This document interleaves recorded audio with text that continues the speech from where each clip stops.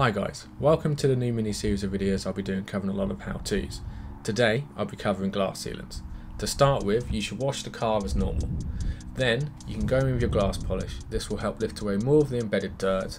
For really bad windows or ones you might not have treated before, you can also clay bar them. You then want to turn the cloth over and buff away any excess polishing residue.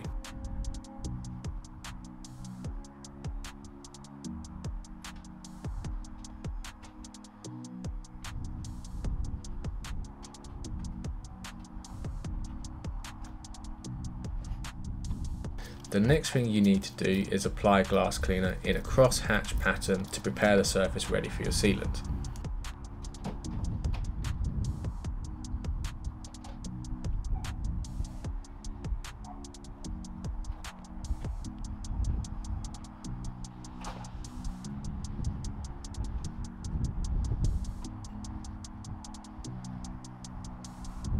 At this point, you can now apply your glass sealant.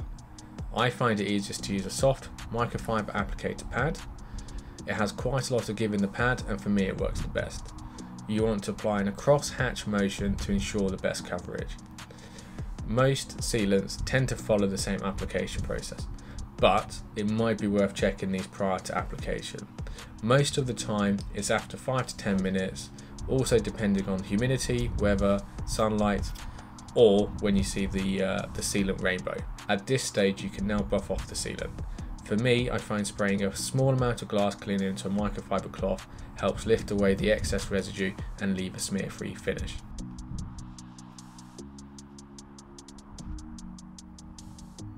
So once I've done the first pass, I will switch the sides of the cloth to a new side to ensure a streak-free finish. To avoid any juddering on your wiper blades, you need to make sure you give them a good clean with glass cleaner too. I hope you've enjoyed this video. Please let me know what you think in the comments below.